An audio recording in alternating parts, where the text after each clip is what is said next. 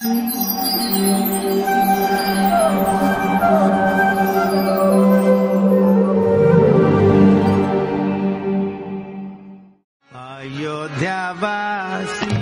राम राम राम दशरथ नंदन राम। हरे कृष्ण। भगवान राम को मर्यादा पुरुषोत्तम भी कहा जाता है। मर्यादा पुरुषोत्तम श्री राम, क्योंकि वे विषम परिस्थितियों में भी सदैव नीति सम्मत रहे। उन्होंने वेदों और मर्यादा का पालन करते हुए एक सुखी एवं समृद्ध राज्य की स्थापना की। स्वयं की भावना व सुखों से समझौता कर न्याय और सत्य का साथ दिया। फिर चाहे राज्य त्यागने, बाली का वध करने, रावण का संहार करने या सीता को वन भेजने की बात ही क्यों न हो। हमारे वक्ता श्रीमान विश्वरूप प्रभु जी मर्यादा पुरुषोत्तम श्री राम के दिव्य चरित्र से हमें अवगत करवाएंगे। श्रीमान विश्वरूप प्रभु जी ब्रह्म मध्व गौड़ीय संप्रदाय में परम पूज्य राधानाथ स्वामी महाराज के ब्राह्मण दीक्षा प्राप्त शिष्य हैं। उन्होंने मुंबई विश्वविद्यालय के ग्रांट मेडिकल कॉलेज एवं जे हॉस्पिटल से सन 1985 में MBBS की डिग्री प्राप्त की। सन 2007 में उन्होंने सैन डिएगो, कैलिफोर्निया से palliative care and hospice administration की फेलोशिप की डिग्री प्राप्त की। वे श्री चैतन्य सेवा ट्रस्ट के ट्रस्टी हैं, जो कि 12 अस्पतालों का संचालन कर रहा है। वर्तमान में वे भक्ति वेदांत अस्पताल एवं संशोधन संस्थान समूह के डिप्टी डायरेक्टर हैं तथा वे स्पिरिचुअल केयर प्रशिक्षण एवं शिक्षा विभाग के प्रमुख भी हैं। वे स्टार प्लस, कलर्स, ETC तथा अन्य आध्यात्मिक चैनलों पर दिखाए जाने वाले आत्मा नामक श्रृंखला में भगवद गीता पर नियमित वक्ता हैं। तो आइए श्रवण करते हैं मर्यादा पुरुषोत्तम श्री राम के विषय में श्रीमान विश्वरूप प्रभु जी के मुखारविंद से। धन्यवाद। हरे कृष्ण। हरे कृष्णा। तो ब्रह्मा जी के साथ सभी देवता वार्तालाप कर रहे थे, अपनी चिंता को व्यक्त कर रहे थे और ब्रह्मा जी उनको फिर विस्तार रूप में समझाते हैं कि मैंने उनको कैसे वरदान दिए हैं, इसमें कई त्रुटियां हैं और वही उनके मृत्यु का कारण भी बनेंगे।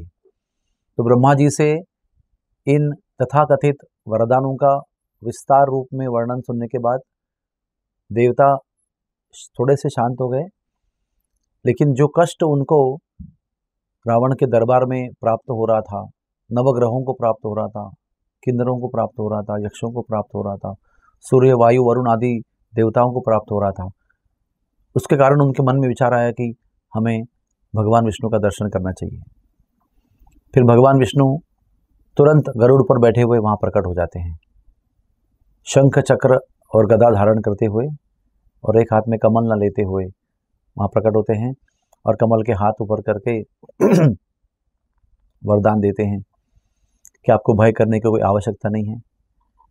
आप जान ही रहे हैं, आप दशरथ के पुत्र कामेष्टि यज्ञ में आहुति स्वीकार करने के लिए आए हो, इसी यज्ञ से मैं प्रकट हो जाऊंगा, आप निश्चिंत हो जाओ।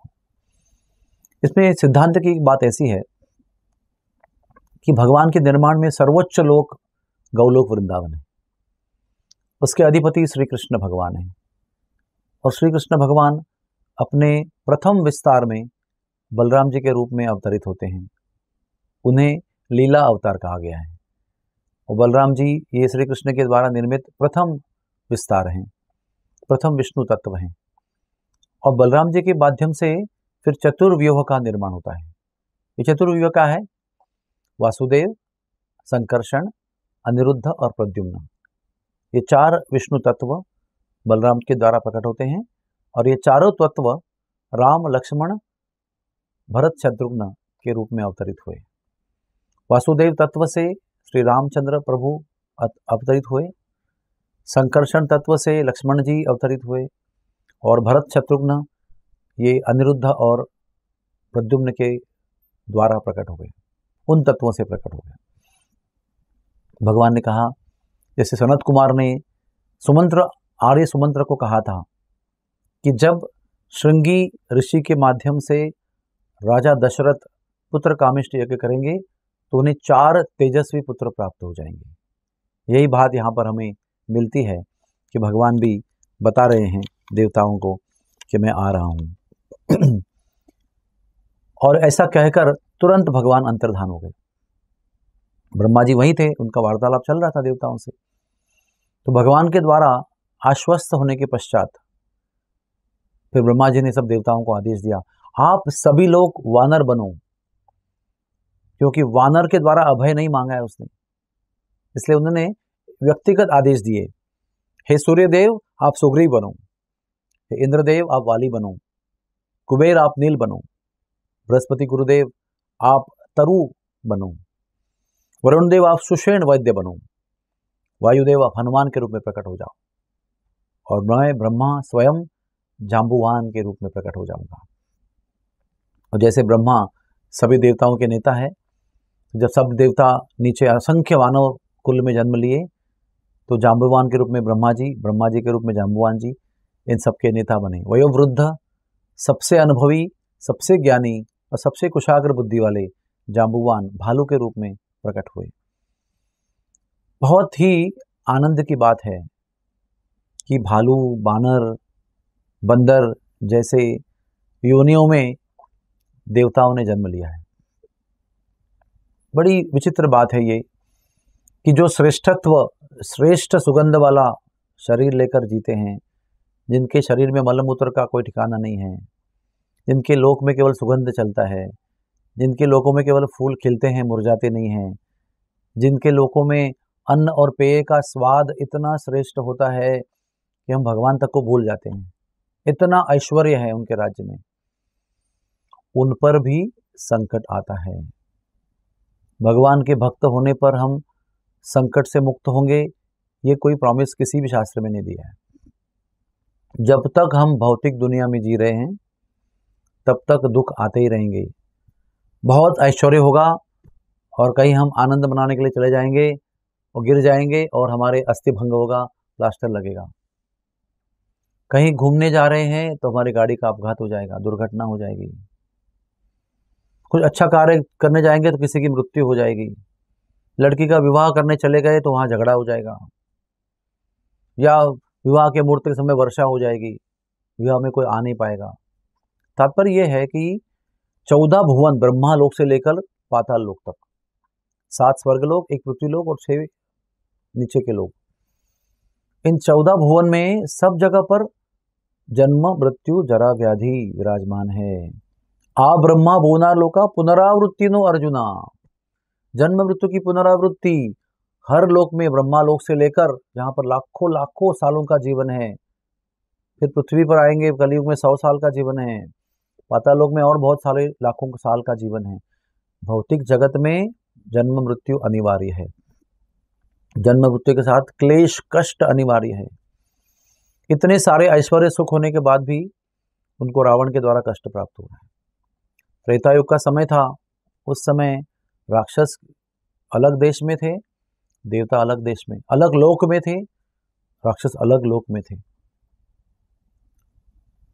तो सत्ययुग में कहा गया है कि देवता लोग अलग लोक में रहते हैं, राक्षस लोग अलग लोक में रहते हैं। त्रेता युग में कहा गया है कि पृथ्वी लोक में ही भगवान के भक्त और भगवान के शत्रु रहते हैं।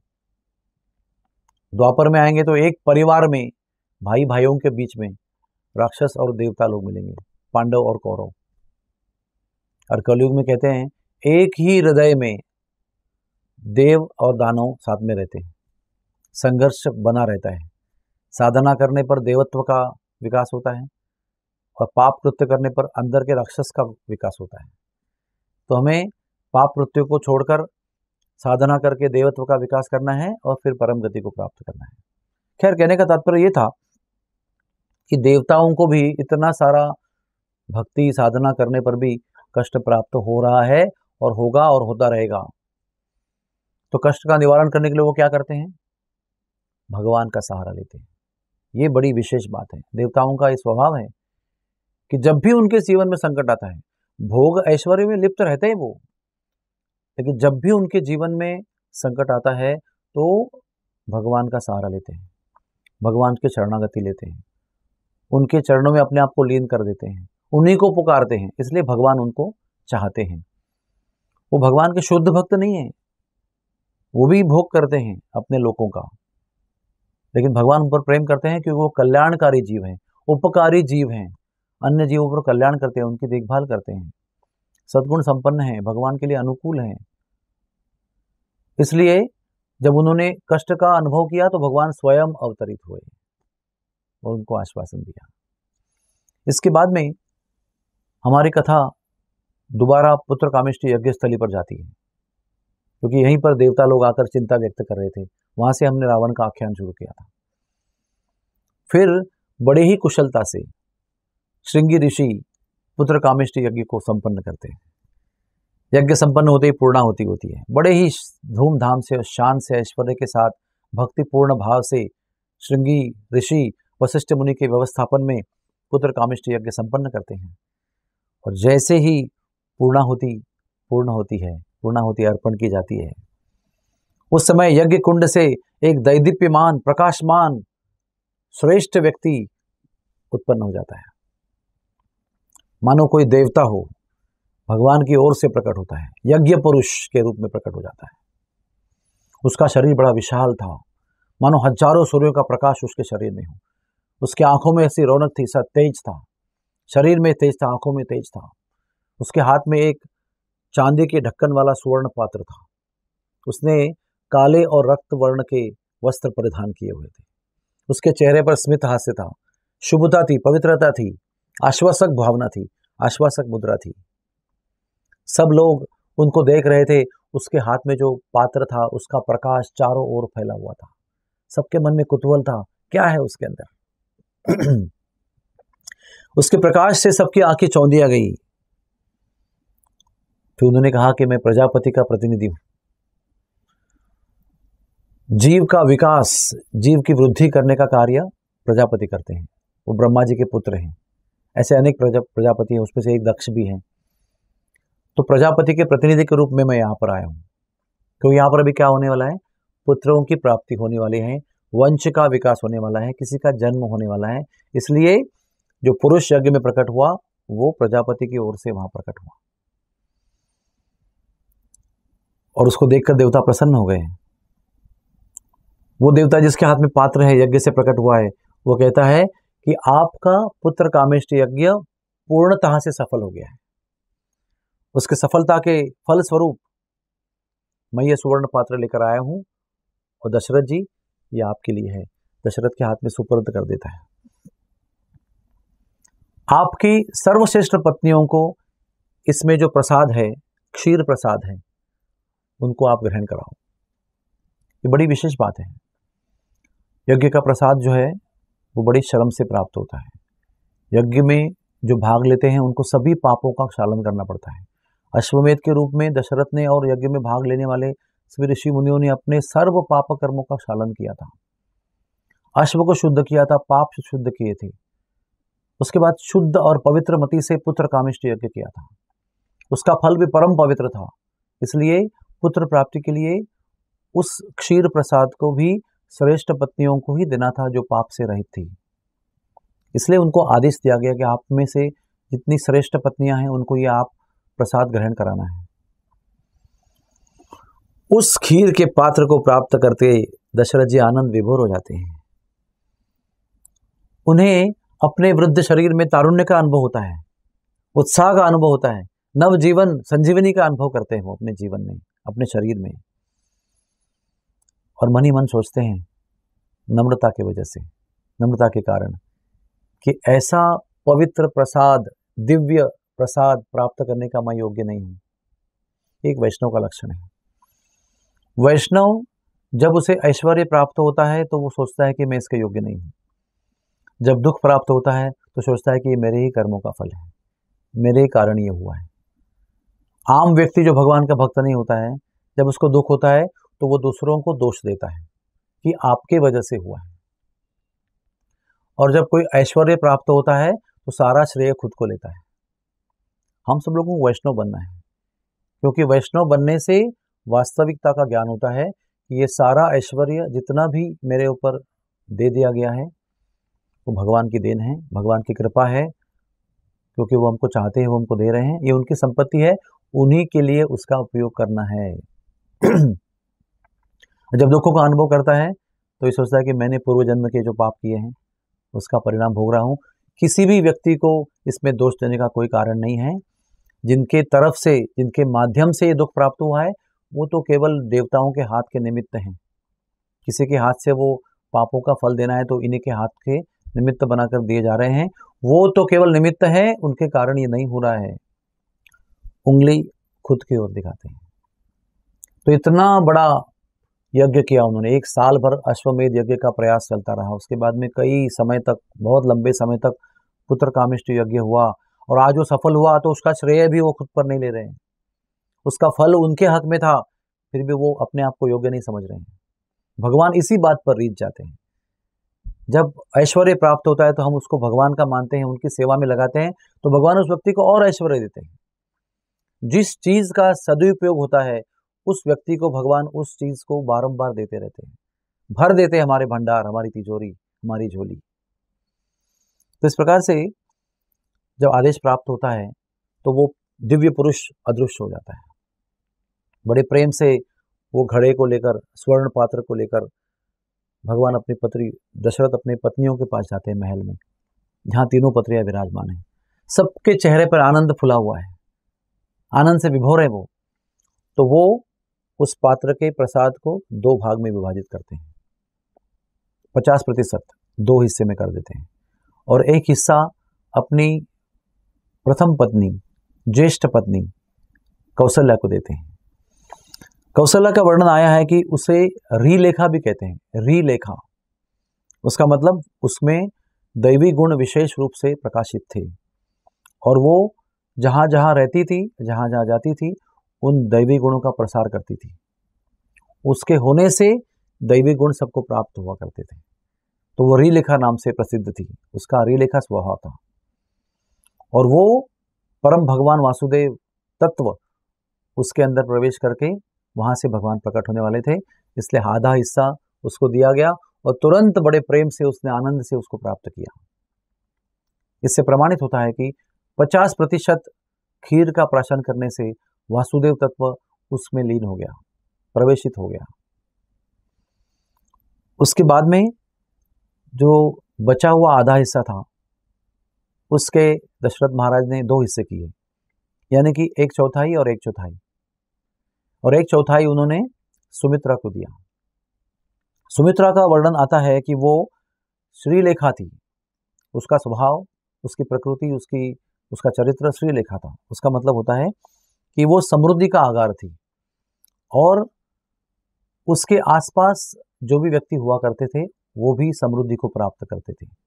उसका अस्तित्व, उसका जीवन समृद्धि का प्रतीक था, और समृद्धि का वितरक भी था। ऐसा उसका चरित्र था। उसने वो आधे का आधा हिस्सा जो प्राप्त किया उसको प्राशन नहीं किया, उसको वो पकड़े रही, नम्रता से हाथ में लेकर खड़ी हो गई। फिर जो बचा हुआ 1/4 आधे का आधा हिस्सा था उसका दशरथ महाराज ने 2 हिस्से किए, यानी कि 1/8 और 1/8। और वो 1/8 हिस्सा जो है उन्होंने अपनी प्रिय पत्नी जो सबसे सुंदर थी सौंदर्य से, उसको दिया। उसका स्वभाव था कीर्ति लेखा, यानी वो वैभव और कीर्ति का प्रतीक थी। जहां पर भी रहती थी, जहां पर भी जाती थी, सब जगह वैभव और कीर्ति का प्रकाश होता था। उसको दशरथ महाराज ने बड़े प्रेम से वो 1/8 हिस्सा दिया, और उसने भी तुरंत उसको प्राशन किया। ये प्रमाण देता है कि भगवान का जो दूसरा महत्वपूर्ण अंश था, संकर्षण तत्व था, वो कैकेयी में प्रवेश कर गया। फिर 1/8 हिस्सा बचा। दशरथ महाराज बहुत देर सोचते रहे कि इसको किसे दिया जाए। तब उनकी नज़र सुमित्रा पर पड़ती है कि कौशल्या ने अपना हिस्सा तुरंत प्राशन कर लिया, कैकेयी को दिया, उसने भी प्राशन कर लिया, लेकिन सुमित्रा सेवक भाव में, नम्र भाव में अपना हिस्सा लिए बैठी हुई, तो उसी के हाथ में वो उसको दे देते हैं। इसका कारण क्या है? क्योंकि वो सेवा भाव में थी। कौशल्या और कैकेयी के प्रति भी उसका सेवा भाव था, और उसके मन में यह भी भाव आया कि इनके उदर में वासुदेव और संकर्षण तत्व प्रवेश कर चुके हैं और मेरे उदर से जो प्रद्युम्न अनिरुद्ध तत्व प्रकट होंगे वो इन दोनों की सेवा में रहेंगे। इसलिए वो इंतजार कर रही थी, इसलिए उसको दूसरा भी हिस्सा दिया गया, यानी कि इसके हाथ में 1/4 हिस्सा एक है और 1/8 हिस्सा है। फिर उसने प्रार्थना किया, कौशल्या ने प्रार्थना किया कि भगवान हमारे गर्भ में प्रवेश करें। कैकेयी ने प्रार्थना किया भगवान का संकर्षण बल अंश हमारे अंदर प्रवेश करें और विराजमान हो जाए। और सुमित्रा ने प्रार्थना किया इन दोनों की सेवा करने वाले पुत्र मेरे गर्भ में प्रवेश कर जाएं। और फिर उसने वो 2 1/4 और 1/8 पात्र जो है खीर प्राप्त किया। इससे पता चलता है कि सुमित्रा के जो गर्भ के बालक हैं वो इनके सेवक बनेंगे। यथावकाश तीनों पत्नियों ने अपने गर्भ में दिव्य तेजों को प्रकट होते हुए प्रवेश करते हुए अनुभव किया। उनका सौंदर्य अमाप अनंत मात्रा में बढ़ गया। वैसे ही वो बहुत सुंदर थी, उनकी सुंदरता की कोई तुलना नहीं थी अयोध्या में, लेकिन उनका सौंदर्य अनंत मात्रा में बढ़ गया। उनका प्रकाश सब दिशाओं में फैल गया। देवता लोग ये तीनों गर्भवती स्त्रियों के इर्द गिर्द आकर प्रदक्षिणा करने लगे। देवता लोग नियमित रूप से प्रदक्षिणा करते हुए स्तोत्र गायन करने लगे, भगवान का गुणगान करने लगे, पुरुष सूक्त गायन करने लगे, अनंत वेदों की ऋचाओं से भगवान का गौरव करने लगे।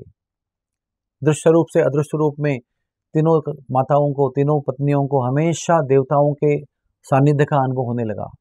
उनके इर्द गिर्द हमेशा पवित्र वाद्य बजते रहे, पवित्र श्लोकों का पठन होता रहा, देवता लोग आगे फूल वर्षा करते रहे। उनका कक्ष प्रकाश से सब जगह प्रकाशित हो गया, दिव्य प्रकाश उनके कक्षों में फैल गया।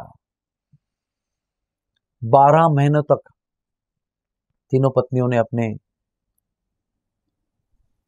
गर्भ में इन जीवों को आसरा दिया, उनकी परवरिश की और हर महीने में उनके सौंदर्य की वृद्धि हुई, उनके आनंद की वृद्धि हुई, उनके द्वारा बाकी सब लोगों के आनंद की वृद्धि हुई। दशरथ महाराज के आनंद का कोई पारावारी नहीं था, कोई सीमा ही नहीं थी। दशरथ महाराज ने अनंत आनंद का अनुभव किया, क्योंकि कई सालों तक, वृद्धावस्था को प्राप्त होने तक दशरथ महाराज ने पुत्र न होने का दुख सहन किया था। जैसे हमने पहले भी कहा है, परशुराम जी ने आक्रमण किया, उसका भय पैदा हुआ, उन्होंने 350 अधिक विवाह किए, उन भय से अधिक उनको अनुभव होता था पुत्र न होने का दुख। और आज इतने प्रयास के बाद संतों के आशीर्वाद से, भगवान के आशीर्वाद से, ब्राह्मणों के आशीर्वाद से अश्वमेध यज्ञ और पुत्र कामेष्ट यज्ञ संपन्न हुए। कितने आनंद की बात है। जो नामुमकिन लग रहा था, जिस राज्य को वंश नहीं होना था, ऐसे अनुभूति हो रही थी, वो आज होते हुए नजर आ रहा है। होगा, निश्चित रूप से होगा। हमारे आंगन में पुत्र खिलेंगे, पुत्रों के चरण कमल खिलेंगे, हमारे आंगन में बच्चों के छुम छुम घुंघरू बजेंगे। इस भाव से पूरी अयोध्या नगरी प्रफुल्लित हो गई थी। सभी लोग जितने प्रजा थे, जैसे हमने पहले कहा था कि सभी प्रजा जो भगवान के लिए भक्त के रूप में अपने जीवन को बिता रहे थे और राजा के लिए समर्पित थे, हर प्रकार का त्याग करने में हमेशा उत्सुक रहते थे और राजा का दुख अपना दुख मानते थे। जब तक राजा दुखी थे, प्रजा भी दुख का अनुभव करती थी। क्या करे, हमारे राजा के लिए ये भाव था। और आज सब प्रजा को पता चल गया था कि हमारी राजमाताएं गर्भवती हैं, हमारी राजमाता भगवान को जन्म देने वाली है। विष्णु तत्व जो है वो हमारे राजमाताओं के गर्भ से प्रकट होने वाले हैं। हमारे अयोध्या नगरी में साक्षात भगवान के विष्णु तत्वों के चरण कमल पुनीत करने वाले हैं। हम सब लोगों का भाग्य के क्या वर्णन करें, हमने ऐसा क्या पुण्य किया था कि हमारे राज्य में हमारी राजमाताओं के गर्भ से भगवान स्वयं प्रकट होने वाले हैं। ये भाव था अयोध्या में।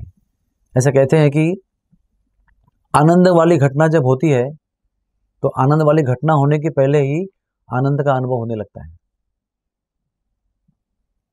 अंग्रेजी में कहा गया है कि घटना होने के पहले उसका जो इंतजार करते हैं, उसकी जो तैयारी करते हैं, उसमें बहुत ज्यादा आनंद होता है। और भौतिक दुनिया में उल्टा होता है। भौतिक दुनिया में कुछ आनंद की घटना होने तक ही आनंद मिलता है और आनंद की घटना जब होती है तो दुख का आरंभ हो जाता है। लेकिन भगवान के विषय में ये सत्य नहीं है। भगवान के विषय में सत्य यह है कि भगवान आने के पहले उनके विचार से भी आनंद देते हैं, जब आते हैं तो आनंद को द्विगुणित करते हैं, अनंत गुणित कर देते हैं। और एक एक लीला करने से आनंद को अनंत गुना बढ़ा देते हैं। अभी अयोध्या के आंगन में भगवान के 4 चांद खिलने वाले हैं। आने वाले सत्रों में हम भगवान के जन्म का वर्णन करेंगे।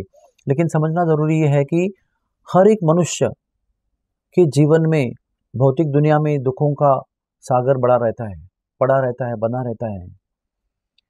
केवल भगवान रूपी चंद्र जब वहां पर उदित होता है, तब उसकी शीतल किरणों से दुखों का नाश होता है और आनंद का अनुभव होता है। इस भौतिक दुनिया में भगवान के अलावा कोई भी ऐसी वस्तु नहीं है जो हमें आनंद का अनुभव दे सकती है। सुख और दुख मिल सकता है। सुख की व्याख्या है दुख का अभाव, और दुख का मतलब है सारे इंद्रियों को, मन को, बुद्धि को कष्ट प्राप्त होना। अनेक प्रकार के कष्टों से हम पीड़ित हैं, लेकिन जब भगवान का सहारा लेते हैं तब हम शांत हो जाते हैं।